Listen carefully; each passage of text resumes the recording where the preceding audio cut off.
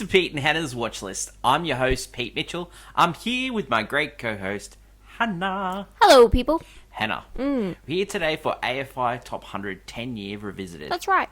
But before we begin, let us tell the viewers and the listeners what they should do. Pretty please, leave a like and subscribe to our channel. Subscribe. Leave a comment down below your feedback on the show, your thoughts, feelings, questions, comments, queries.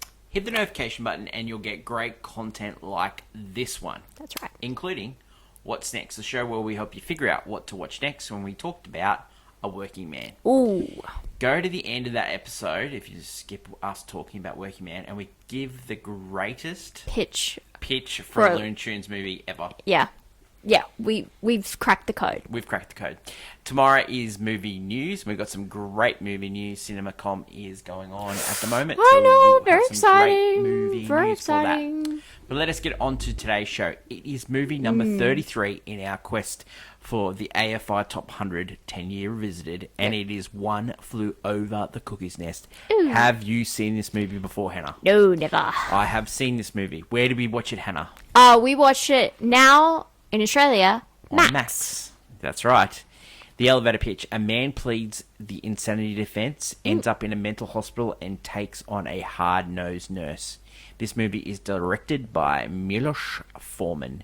It's screenplay by Lawrence Holborn and Bo Goodman. It's based on the book One Flew Over the Cuckoo's Nest by Ken Kesey. It was produced by Sol Zanetz and Michael Douglas. Stars Jack Nicholson, Louise Fletcher, and William Redfield. Cinematography was Haskell Weskell and Bill Butler. Edited by Richard Chew, Lindsay Klingman, and Sheldon Kahn.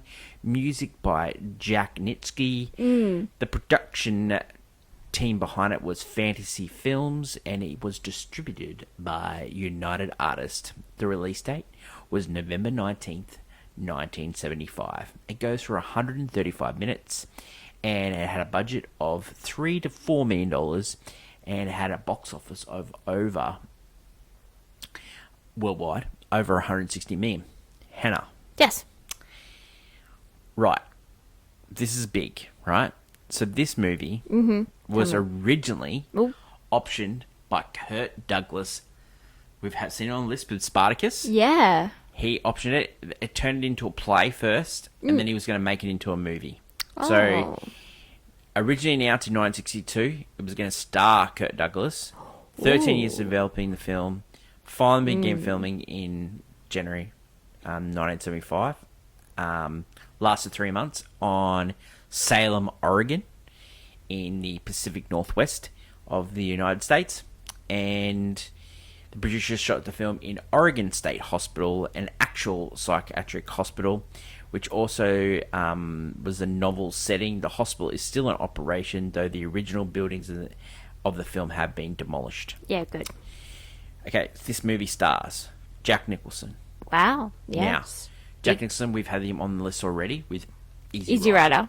He plays Randall Patrick, R.P. McMurphy.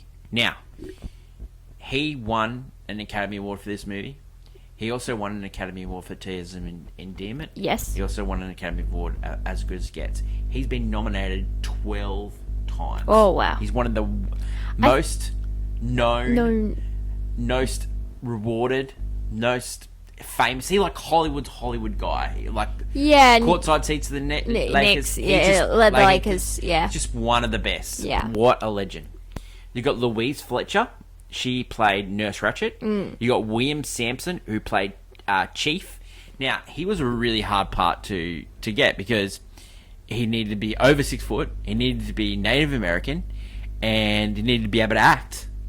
And so it was a hard one to get.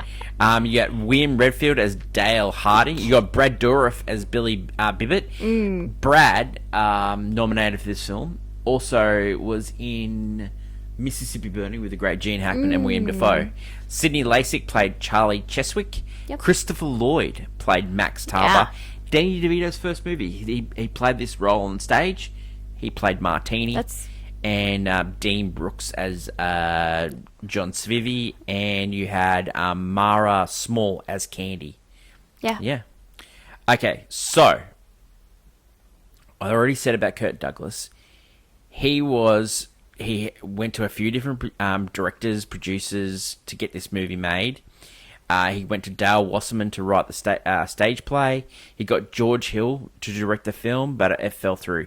Jack Nicholson also tried to buy the rights, but was outbid by Douglas. Oh. Wasserman ended up doing a play from 1963 to 1964, successfully opened, but Douglas was unable to find a studio willing to film it. So Kirk Douglas hired Milos Forman to direct, meeting him in Prague during a tour of the Eastern Bloc. Yes. But Forman was prevented from filming because he couldn't get out due to the Warsaw Pact invasion of Czechoslovakia. So Czechoslovakia, a communist state at the time, he couldn't get out. So then Douglas subsequently got the film rights in 1970 back, following a few lawsuits. And then Michael Douglas, who was a star on a TV show called The Streets of San Francisco, actually got injured skiing. So he was looking for something to do. He said to his father, let me produce this film. One, because it's a man against a system, and it involved... Respect. Well, because he was a big in the student activism Yes, in of his course, time yeah. in University of California. Especially in that time period, there's a So lot, yeah. he optioned the film, right? Was going to get Richard Rush to get to make the film, but ended up securing... He couldn't get the financing, but ended up securing financing in March 1973. So he announced a deal with Sol Zenitz, and the first project of the Fantasy Records and the new film division. So they were looking for a director, and so they were struggling to find a director. But then Kirk Douglas said to Michael, "Hey, Foreman's got out of Czechoslovakia. He's in America. Let's use him." At the time, Foreman was suffering from mental health crisis and refused to leave his Hotel Chelsea in New York City. For months, Douglas and Zenitz sent him a copy of the novel, although Foreman was not aware that the novel was the same one that Douglas's father tried to get him direct in the 60s. He quickly decided that it was the best material he came across in America, flew to California to film the movie, and Douglas and Zenitz knew they had their man. So they quickly hired Foreman. Douglas' words were, "Unlike other directors we saw who kept their cards close to the chest, we went through script by page by page, and he knew what he wanted. He had the communist. He had in his view the Communist Party was the Nurse Ratched of this story, and he could find a story with this. Now, so Douglas and Zenitz went to the author, which is Ken Kesey, and said they're not going to change the script. They're not going to change the book.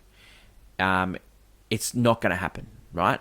But there's one huge change between the book and the movie. Yeah, what's that? In the book, the narrator for the movie, because there's a narrator in the book, it's the chief. The chief narrates it. Oh, it's like his POV, like his story, like he's telling the story. So, and they nearly tried to change the ending where Jack Nicholson, spoiler alert.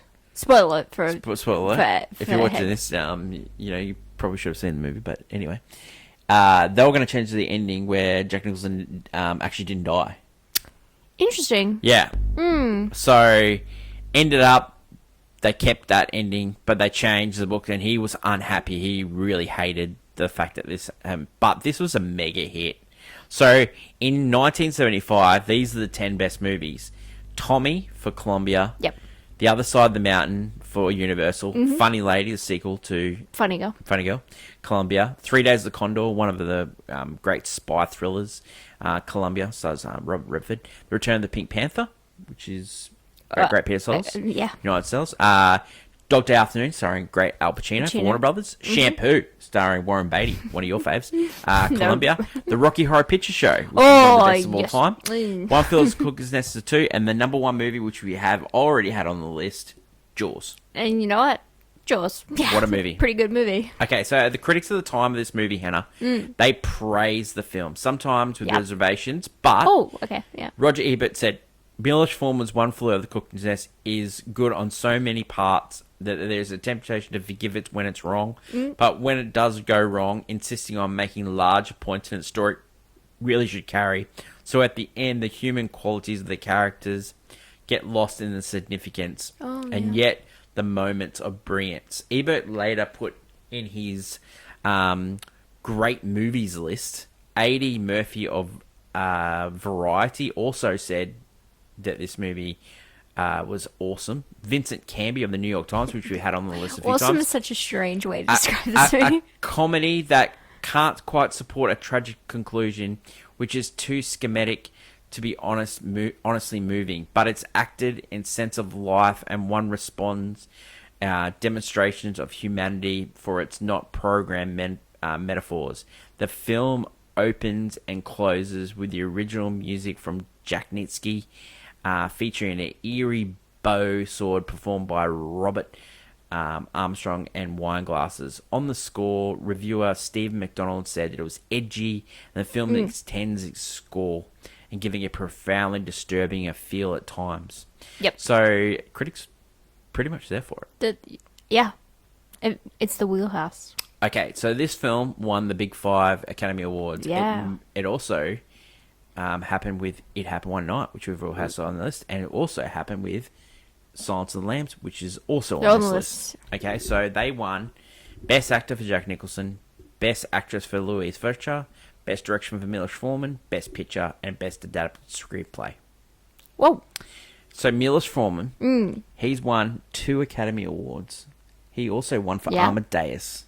Oh, yeah. Great movie. I'd like to watch He's the also, movie. Yeah. he directed People vs. Larry Flint. He also directed Man on the Moon, which is the Kaufman story, starring Jim Carrey. Yep. Like, this guy, a great director. Yeah. An absolute fantastic director. He will go down as one of the greatest directors of all time. Oh, yeah. You got Jack Nicholson. Like, what a legend. Oh. Now, Louise Fletcher, she got pretty much typecasted out of this movie. Yeah. Some of the movie... That's unfortunate. Yeah, well, she's playing an iconic character. I think the character Nurse Ratched is... Yeah, it's literally in pop culture, like the name itself and the idea of it. Yeah. So much so that even though I've never seen the film, I know that name anywhere. Well, she played the grandmother in Flowers the Addict. Oh. She was in Cruel Intentions. She played probably, like the bad guy in like she's like so many shows. Yeah, she was like Dennis the Menace. She was in Naked Gun movies. Like she's just like like I think unbelievable. Yeah, you can't unsee the bad guy, and that's just it. Then that happens. Yeah. Well, when you get typecast in the most iconic role, you just keep going. Yeah, I think that's a big path there. Yeah, that's true. That is true. You keep going. Okay, Hen. A film recently. Yes. Been rated Rotten Tomatoes 93. Yep. Letterboxd 4.4. IMDb 8.7. Anything written about this movie? You got a Simpsons episode, which is one of the most iconic Simpsons episodes with Michael Jackson stars. Brilliant. Well, Homer with the pink shirt. It's the pink shirt episode. Yeah. That's unfortunate. That is banned. I didn't know the boy exists right now. Yeah. Always Sunny in Philadelphia. Yeah. Danny DeVito plays that. This is Danny DeVito's first movie that we said. What iconic guy. He met Michael Douglas on the set. They end up doing Jewel of the Nile. Also, yeah, they also did Romancing the Stone. They also did War of the Roses that we watched for a draft. They had an iconic sort of relationship, those two. Yeah. Yeah, so, Christopher Lloyd we got from Back to the Future. Back to the Future, yeah. Yeah, so, also we said about... Judge Doom from Who Framed Roger Rabbit. Yeah, exactly. Also, just a little bit of... so, you got Jack Nicholson played the Joker. Oh, yeah. And then you have Danny DeVito. Danny DeVito played the Penguin. But also, Brad Dourif, who played Billy... Yep. He was the guy cast in Tim Burton's third Batman movie, which he was going to star as the Scarecrow. That never happened. That never happened. Interesting. So all 3 people in this movie were going to be Batman villains. Oh. Well, they're cast as 2 out Batman of 3. villains. Yeah, 2 out of 3. It ain't bad. It ain't bad. Okay, Hen. Every Thursday on our show, Yeah. Movie News, we do a segment called Clickbait. And you had Hoo-ha. a great clickbait the other day that the animated movies deserved more love. Oh, I think they 100% do. Yeah. I still do. Great. Yeah.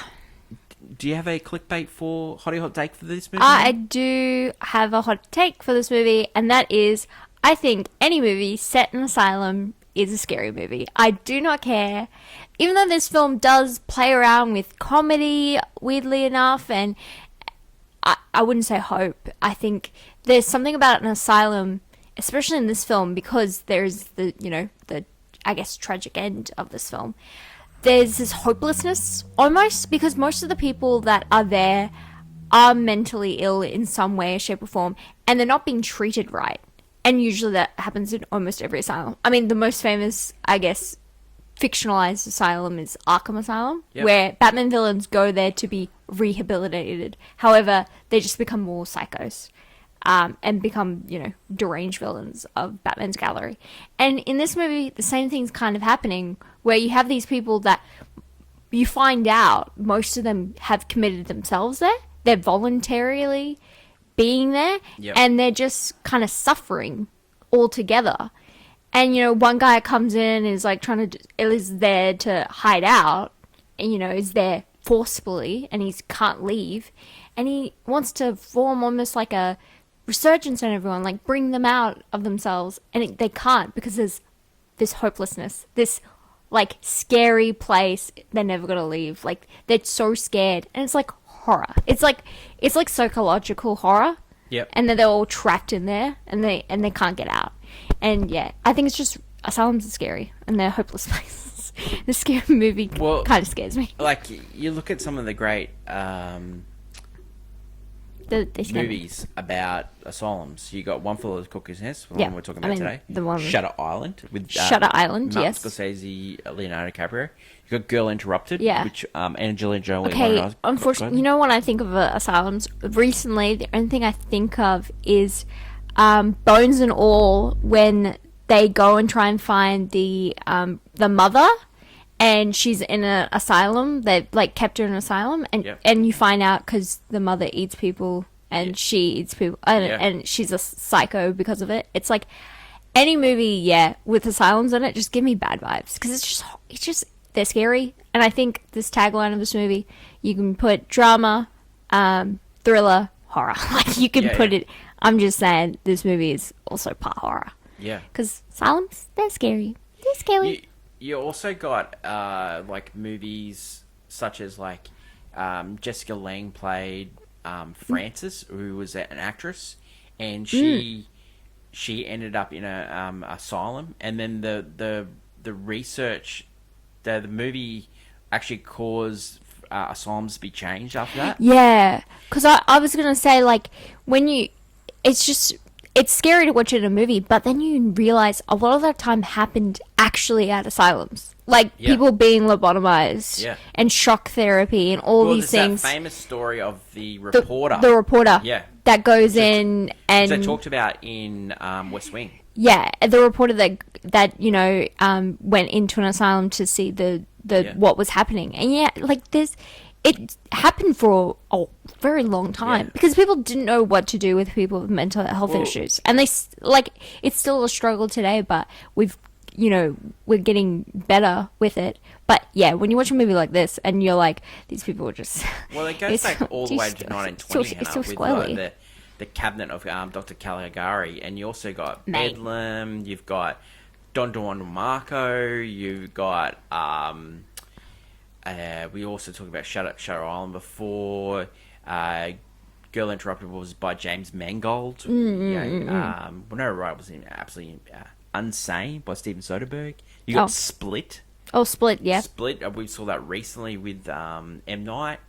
So some of the most famous movies of all time. Asylums, Like, it's jail, there's this one, they're there or because they got convicted of something or, wrongly, and they can get out in some weird way. But an asylum, there's no hope, and so it's a lot scarier. Yeah. Just no hope is Yeah. scary. I'm just Yeah, saying. it is. It is. This is a bit of a scary movie. Okay, I'm just gonna say, no hope here. Bit scary. My hot take tonight is if Hmm. I could change one thing on this list, I would swap Jaws and One Flew Over the Cuckoo's Nest. Oh, I I think like George- this. I think Jaws is like a of top this 40 year. movie. Yeah, I think Jaws is a top 40 movie. I think this 100% this movie deserves to be on the list. I think so It is too. a fantastic movie. This one's a- It is well acted. It is well shot. Like And the story and the subject matter is so still. one of the actors that was great. up for the main role, RP, was James Caan. But when he read the script, he couldn't see it on the page that it was going to be a successful movie. But when he saw the movie with Jack Nicholson acting, Milos Forman directing, He he sees it said there. it's a successful movie because of those two guys. Yeah, that's true. It definitely deserves to be on the list, 100%. Yeah, Jaws. I know what you're saying because Jaws was just like it's such a significant film, like just as a blockbuster film and Yeah. and what it does, and it's again it's that horror movie that's so entertaining as well and bridges that line between being like almost B-rated, but it is a very high quality film. Well, surprisingly it's at enough. 56.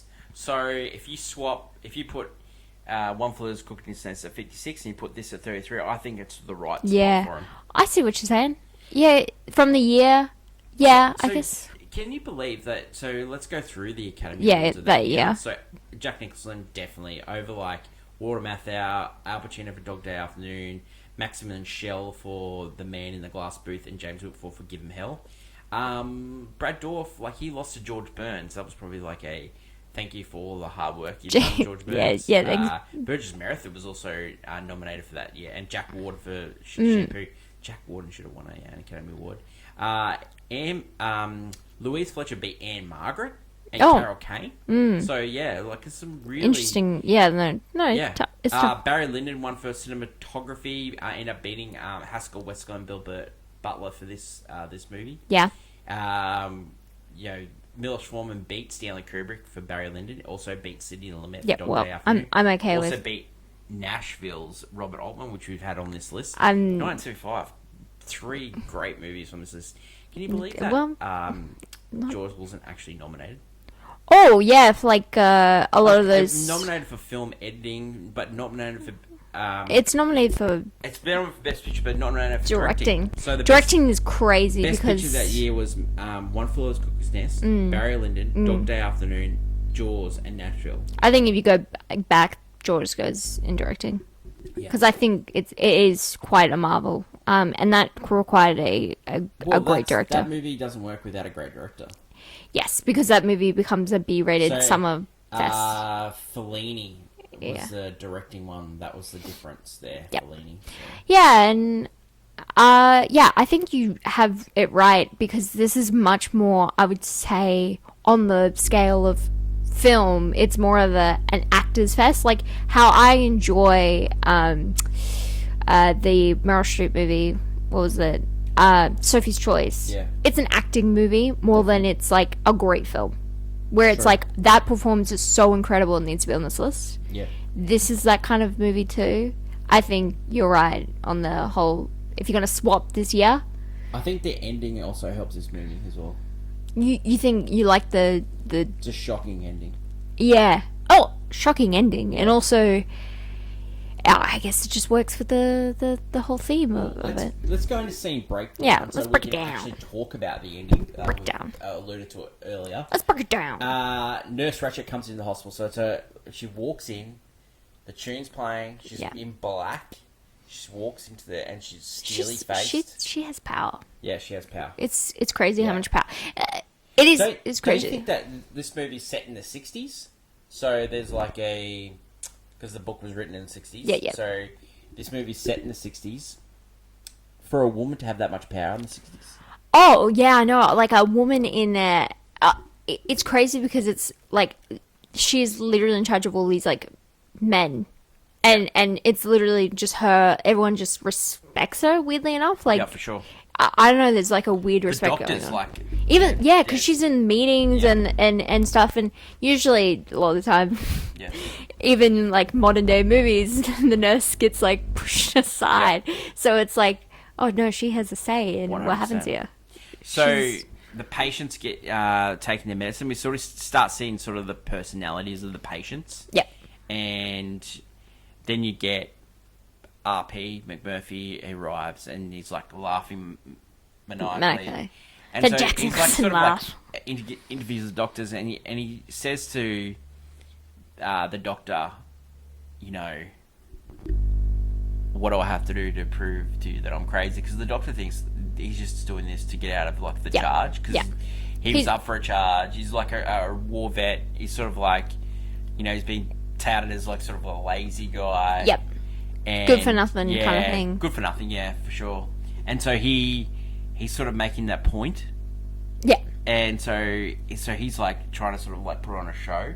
And so then he gets there and he sort of starts meeting the guys and he you know, he's definitely the sanest one Yeah. I mean, out he's of the list. he's still like he would be like the average, tool in the shed out of all of them. Okay, so he's in for an evaluation, right? Yeah. And so he doesn't know that Nurse Ratchet and the doctors decide when he gets out because he's in there. Yeah, he really doesn't understand the system in being in basically an asylum. He has no idea what he's basically put himself in for. So he says to the guys, I'm going to, after the first meeting of Nurse Ratchet, where they have like a group session, and he's sort of like gauging the interests of all the other patients, and then It's Nurse true. Ratchet, and she's a tough. He goes, he says to the guys, I'm going to make her life a hell, and no one tells him and says, hey, that's the girl that that's the lady that can get you out, and so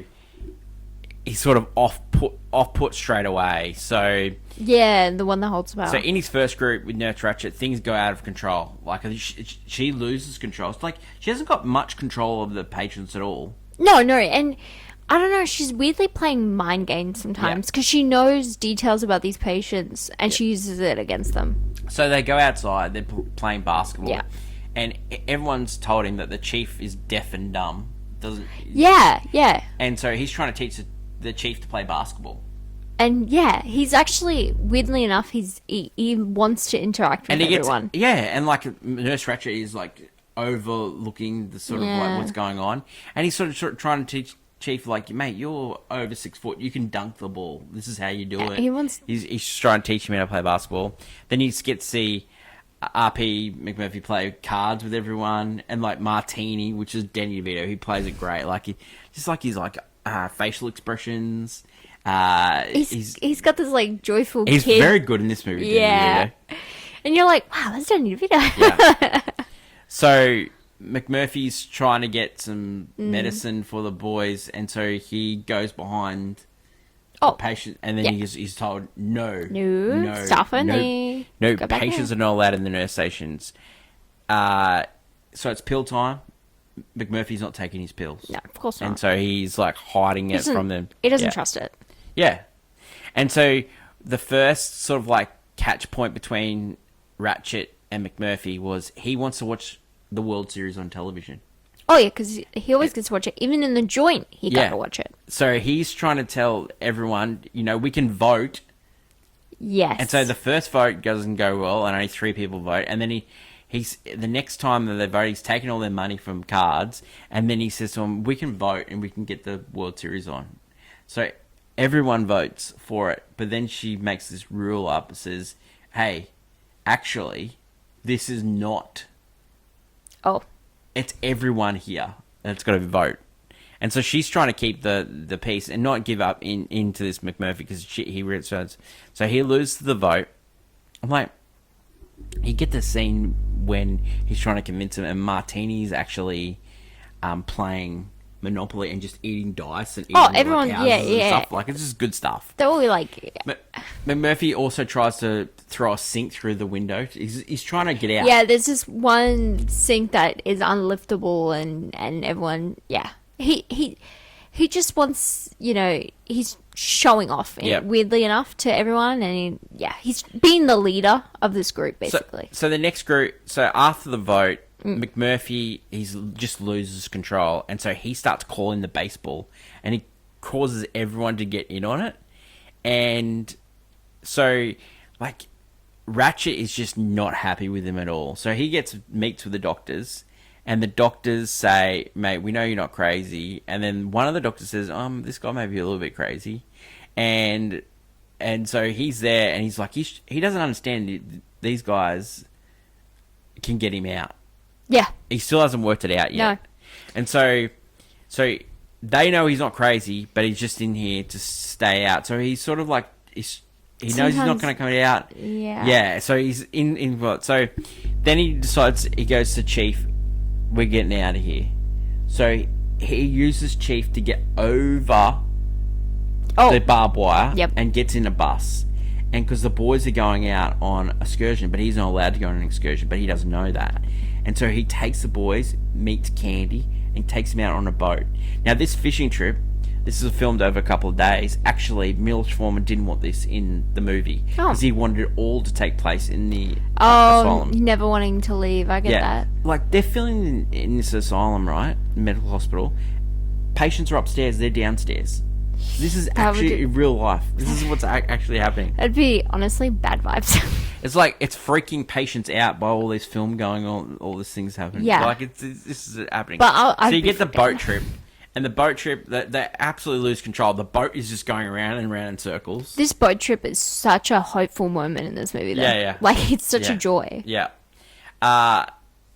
Nurse, so they end up, they catch fish. Yeah, great. Everyone's having a great time. They bring the boat in. They're all waiting for them to come back. He gets taken in.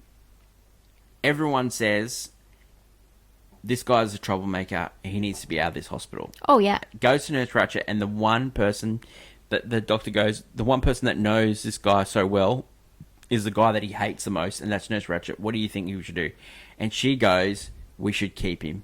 Don't pass on your problems. Because she wants to break him. Yeah, she does. And that's scary. Because I Yeah. was like thinking, maybe she can. No, she does not care. She wants to break this guy. So after this, we get one of the best scenes in the movie where they're playing the basketball, right? Yeah. They're playing against the orderlies. They're losing. And then Chief starts killing it. Yeah, he starts, stands throwing under it down. He starts goaltending, not letting the orderlies score. Yeah, he just like it is. He walks to the other unbelievable. side. Everyone of the court, is just walks like, back. cheering for the Chief. And it's Chief's really, getting happy. he's He's really happy. actually getting into this. They get into the pool and they're like celebrating the win, and then he goes over and goes. The orderlies go, don't you understand? Half these guys are in here voluntary. You're not. You and Chief are actually in here, and you're not going anywhere. You are not going anywhere. And so then it dawns on him, like, these guys are... They You're can go choosing, anytime. yeah. You're choosing to be here. He doesn't understand He that. doesn't understand that at all. And then he realizes that they sort of not told him that Nurse Ratchet has all the power for him to go. And so he's really shirty with the guys. Yeah, he's upset. And he's also upset because he's thinking, like, if you had a chance to leave, why not? Yeah. He doesn't understand that they want to be there. They feel safe, but also they're scared. Like, Yeah. they can't leave. So in this meeting, they're in this... And so Nurse Ratchet is sort of laying down the law. Yeah. She's holding back cigarettes because... Because of the stole- gambling career. Yeah, took all their money, took all their cigarettes. She goes, well, gambling is banned. You're not getting any cigarettes back. And then Martini says a great line, how are we going to win our money back? And then McMurphy just cracks up, just laughs. Everyone, they're like, And still having then fun. Cheswick is demanding his cigarettes. yeah. He wants his cigarettes. This He is goes, a- "I'm this is here a breaking voluntarily. point." I want my cigarettes. This is a breaking point for him. And so it ends up, McMurphy goes hard, breaks in, gets the cigarettes, and then gets fight with the orderlies, and guess who sticks up for And him? then Chief. Chief. And then So you're Cheswick like, ends up getting electroshock therapy. Chief finally talks to McMurphy, and now McMurphy and Chief are like this. he realizes, Chief, you've been lying this entire Yeah. time. You're pretending just like he was pretending. 100%. And then he's like, I've got a friend. Yeah. They're actual, like, buddy And after then this. we're going to get out of here, Chief. It's me and you. And then, you know, so then he gets electric shock therapy as well. Of course. And Yeah. you're like, And then "Ooh." so he comes back, and obviously the Chief got it as well. He comes back, and then he's pretending to be a vegetative state. And then he winks at the Chief, and the Chief smiles. It's such a glowing smile. Like, man, like, He's back and he's heavy. Like it's like, oh, this we're gonna get out. We're gonna make it. Like this, weirdly enough, you feel, oh, we're good here. like Will Sampson as the Chief, he's so good in this movie. Oh, He is really good. he actually is, because he kind of like a dark horse. He's just waiting for his moment, and then the character just I picks would have up. loved for him to get an Academy Award nomination because it's really good. Oh yeah, because he brings basically the ending of this film together Yeah. really nicely. So they've come back. Chief and RP, they're getting a plan. Chief says, "Let's go to Canada." RP says, "Great idea." He gets the girls to come over. He bribes the orderly for these keys so he can unlock. So the girls come in with booze. They have one last party and then they're going to get out of there. Chief's sort of like, "Let's get out of here now," but Murphy's like, I want to give the boys Yeah. the last hurrah because he's actually cared about these people. and then he sort of like tries to talk Billy into coming with him because he's there voluntarily. Yeah, and and then ends up he really- getting Candy to sleep with Billy. Yeah, he really likes Billy because Billy was the first one to talk to him, and Yeah. and he cares about the kid. Like this is like his younger brother, basically. And that's when like things go out of control. Like Yeah, this party went- They trash this place. This party went. McMurphy's like They get just drunk and they fall lying, asleep. and Chief's asleep next to him. Like it's just, you know. And then Billy's slept with Candy. They come in. Nurse Ratchet's like, "Where is everyone?" They're looking for Billy. They can't find him. Billy's in there with Candy. Comes out. Everyone's Bill- cheering for him, Ratchet but Ratchet does says, not. "I'm going to tell your mum." Billy is just heartbroken. "Why are you going to tell my mum? Why are you going to tell my mum?" She goes, "Go into the doctor's and wait for me." Yeah, They start cleaning up, and then they go in there, and Billy has... yeah, and she's mentioned previously about his suicidal tendencies, and knowing full well like he's scared and frightened. She did it on purpose because she kind of was pushing him Yeah. because he felt proud of himself. Yeah. And finally, and Murphy this looks like he's going to get out. is it. And then he realizes Billy's dead, and then that she did it. Yeah. And that he just loses it and chokes Ratchet. Yeah. Absolutely chokes her. Like, because she's a monster. He's been wanting to stand up to her this entire time, and And she then he let that loses her- happen. Yeah. She let that happen. Like, Her job is to make sure that these people are safe. And She did that on purpose. She did. Weirdly enough, like, you never know what's going to happen, Yeah. but she did. So the rumours go around that RP has escaped. And so Chief's like, "Oh, no, he He hasn't wouldn't have escaped. done it No, without no, me." He wouldn't have done it without me." McMurphy comes back, and he's in a vegetative state again. Yeah. And then this time, you don't know he's lying in bed. The Chief goes over to him, and he sees him, and he's being lobotomized. Yeah, that's crazy. And It's the twist, weirdly enough. The Chief tries to get him Copus Mentis. And he's wakes like, him- and he says, "Wake up, Murphy," and he says, I knew you wouldn't leave me, and I wouldn't leave you as well. I'm not going to leave you like this. And then I'm not going to leave like this, and then he suffocates him, and he finishes his life. Which, Then that Chief Yeah. goes and gets a sink, throws it out the window, and then Yeah, everyone's the so sink excited. moment, yeah. Everyone's so excited for Chief to go, go. and you know, just going over the hill, iconic sort of Yeah. last shot, Yeah, kind of. and great ending. And I Great. love the fact that he knew McMurphy didn't want to be in there. RP did not want to be in there. And he would not want to be he a w- vegetable. No, in the that's- metals. He knew that he had to do that. And I think I respect that I so respect much, that. really. I, It's sad, but it needed to happen because 100% he needed it's to do that. so crazy to me. Lobotomized, Yeah. like to me, it just seems like the person's gone after that She's- point. It's yeah. just a body. And, like, all of them would just went, this guy's a troublemaker, let's just lobotomize him. Just Yeah, easy. they didn't bother Yeah. Mm-hmm. therapy or anything. They literally all back to the clink because they know It's- they it's- chose When I that. first watched this movie, like, 20 years ago, it was actually shocking. It didn't even occur to me that was going to happen. Did it occur to you that was going to happen? Yeah, because it's an asylum. Yeah. Because to me, asylums, lobotomized. What about the shock therapy? What about the scene in the shock therapy? Did that shock you? Because when I first watched that movie, that shocked I guess I know too much about insane asylums. Yeah. I don't know, like, when I watched this movie in the 90s, when I first saw that, I think was shocked. I think if you don't know about asylums, you don't know that's gonna happen. But I grew up true stories. I knew about shock therapy, but I didn't know they would just they put the conductor there and they put the they do that stuff. I know that, but I didn't know they were going to show it in the movie. You didn't know he was gonna come back, and then his brain was taken apart. I know. Reed said this is such a well acted movie. Will Sampson, I said before, brilliant. Oh. Jack Nicholson is unbelievable in this movie. Milos Forman, this movie's not boring. It is well paced. It is so well shot. You end up caring about the patients. It's not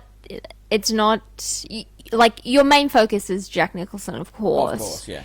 But you end up understanding how much he cares about everyone in this film, weirdly enough. And it becomes this protective leader of them. And he tried his best, and it just didn't pan out. He did try his best. He tried his best. Reasons not to see. It's a bit of a tough watch, this one. It is. I think a lot of the other films on this list, tough watches because I just didn't like them. Or, it's a hard subject matter, and I think this one's the hard subject matter ones where it's it's really... you just have to sit back a while after it, and you're like, oh, yep, that just happened. But kind of weirdly enough, I really enjoyed the ending for it.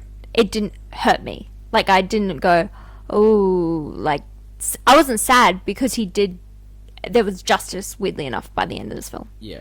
I really, him choosing to end RP's life was the right thing to do. I think it was. I think so. The cinematographer for this movie, he's been on the list 3 times now. Oh. Who's Afraid of Virginia Woolf? Oh. The Heat of the Night. Yeah. And One Fool's Cook's Nest. Haskell Work. Great work. Yeah, great work.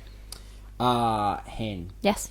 Does this movie deserve on the list? I think 100%. It does. I think it's in the 50s. I Yeah. think if they redid this list, it would. Yeah. And I think it's a definite buy. You wanna have this one in part of your collection. Yeah.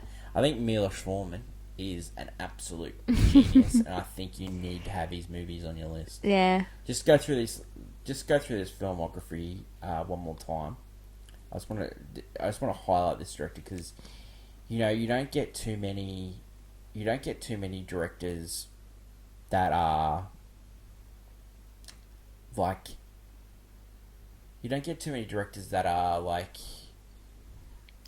that are like him, where they've done 2-time Academy Award winning.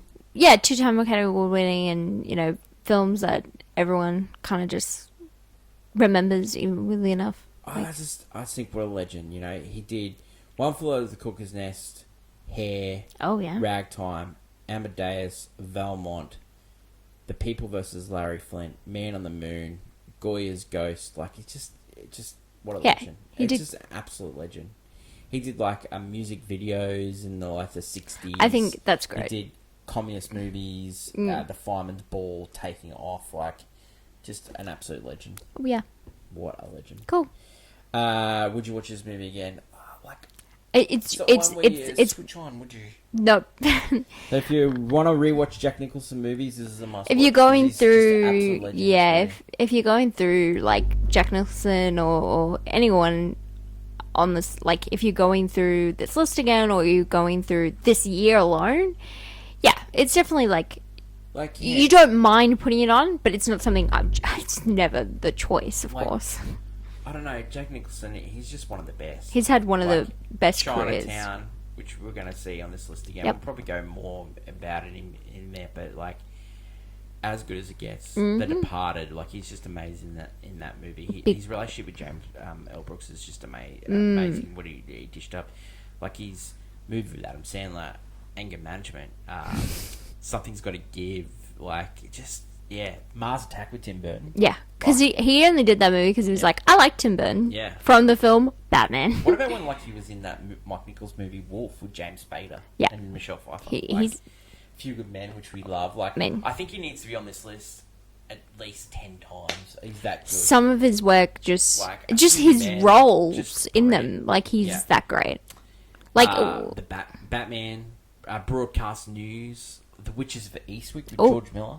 Like, Heartburn, where he just what a Yeah, legend. he's a- His Honor. Terms of Endearment. What a Reds when he started with Warren Beatty. The Shin- Postman Always Ring Twice. The Shining. the Shin. Jeez, what a movie that is! Like, just an absolute utter. He's one of legend. the best actors. Okay, what are you going to give this Well done. movie as a rating? I don't know where you sit on this movie. Really, it's like in that range of like, Banger and Golf Club. Yeah, I think it's a banger. A banger, yeah. I think it's a banger because you've got a collection of absolute crackers. I think yeah, you got what a cast performance wise, and also well shot, but also how important that movie is to really pop culture because the character of Nurse Ratched Yeah. pops up Does. numerous times. Yeah. The movie's Asylum, the movie's Asylum, gets redone in film and other movies and shows. So I think it's important on a cultural standpoint as well. It's Cool. 100% important, man. And Very that is important. another episode down of AFI Top 100. That's right. Hannah. Next week. What's It's next one of week? the big weeks. One of the big ones. It's one of the big ones, you're saying? Okay, Hannah, I just want to talk to you about our next couple of weeks coming up on the AFI Top 100. Yep. This is like in the murderer's row we're coming up to now. Okay. Alright? Mm. So, Godfather Part 2 next week. I knew it was you. Yeah, tell me Then about we've it. got The Maltese Falcon. Oh, yeah? Then we've got Apocalypse Now. I don't know how I'm going to sit through Then we've with got this. Double Identity. That is one of the greatest Oh, I'm- thrillers ever. Then you've got All About Eve. Big fan. Bette Davis. Big fan. Wow. What? Like Big then fan. we go into High Noon. Big fan. Mr. Smith Goes to Washington. Big one fan. of my favourite movies of all time. To Kill a Mockingbird. Big fan. E.T. Like the next couple of weeks, if you haven't listened to the podcast before, you're just finding out now. We've got some great weeks coming up. We are coming into the business. Yeah, of I think AFL that Top 100. we're coming into like some of the most well-known films of history that are very important, but also like I think we're getting close to like some of my favorite movies Yeah. of all time pop up crazily enough on this list. So just to reiterate, One Flew Over the Cuckoo's Nest is a banger. It's down 13 spots from originally it was the top 20 in the AFI Top 100 Wow. first fist. Now it's 33, Mm-hmm. but it's a highly recommend. And if you haven't seen it, you can catch it on HBO Max in Australia. Max. Awesome. That Yep. is it for today's show. Don't forget to like, follow, and subscribe. Drop a comment down below. We appreciate all the feedback on the channel. And we're getting some great stuff. Yeah. Yeah, so hopefully we can Tell us. improve all the time Yeah. and make the channel that you guys love even better. Yep. Catch you tomorrow for movie news. Long live cinema. That is my great co-host, Hannah. Until we meet again, it's bye for now. Bye.